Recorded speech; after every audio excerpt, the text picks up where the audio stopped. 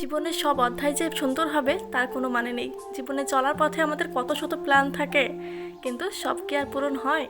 তারপরেও আমরা স্বপ্ন দেখতে ভুলি না, প্রতিনিয়ত নতুন নতুন স্বপ্ন দেখতে থাকি। হয়তো পূরণ হবে এই আশায়। আবার অনেক সময় এমনও তো হয় আমরা কোনো প্ল্যানই করি না, আবার সেটা ঠিকই ঘটে যায় আমাদের জীবনে। তো জীবন নিয়ে কোনো রকম আফসোস করতে নেই, সবসময় আল্লাহর ওপর শুকরিয়া আদায় করতে হয় আর অনেক বেশি পরিশ্রম করতে হয়। হয়তো আল্লাহ একসময় তার ফল দিবেই।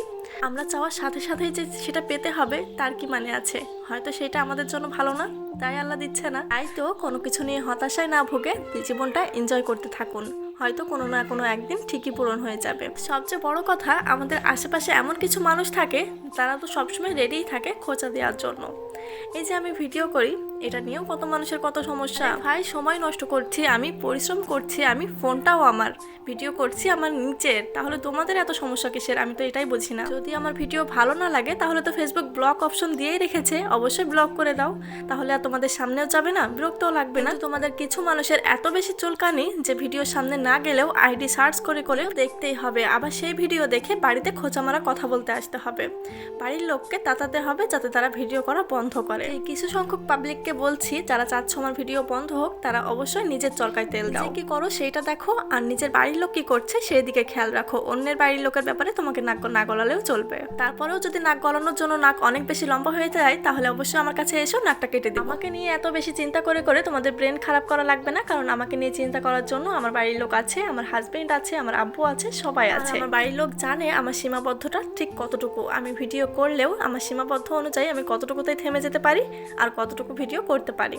তাই তোমাদের এত বেশি আমাকে নিয়ে পরিশ্রম করা লাগবে না যে আমার বাড়ির লোককে এসে কান ভাঙাতে আসতে হবে। এই যে দেখো না, আমরা ঘুরে ঘুরে কত সুন্দর ভিডিও করে বেড়াচ্ছি, আর তোমরা দেখবা আর চলবা, বাড়ির লোকের কান ভাঙাতে আসবা, কিন্তু কোনো লাভ হবে না। ভিডিওটা অবশ্য অনেক আগের করা। আমরা ঢাকা মিরপুর জাতীয় চিড়িয়াখানায় গেছিলাম, আমি, রামিসার আব্বু এবং আমার ভাই গেছিলাম, আর সাথে রামিসা তো ছিলই। আর এখানে যে রামিসা এত বেশি আনন্দিত হয়েছিল, আনন্দটা সবটা ভিডিওতে প্রকাশ করা সম্ভব না, তারপরেও ভিডিও করে রেখেছিলাম, শেয়ার করার জন্য করেছিলামও। অনেকদিন পর আবার মনে হলো মেমোরিটা একটু ঘাটি, তাই তো আগের একটা ভিডিও আজকে আবারও পোস্ট করছি। আমরা সবাই অনেক বেশি এনজয় করেছি, আর এরিয়াটা এত বেশি বড় ছিল, হাঁটতে হাঁটতে আমাদের তো পা ব্যথা হয়ে গেছিল। আর আমরা সকাল 9টায় ওখানে গিয়েছিলাম, আর দুপুর 2-3টা বেজে গিয়েছিল, তারপরে পুরো এরিয়াটা ঘুরে দেখা হয়েছিল না।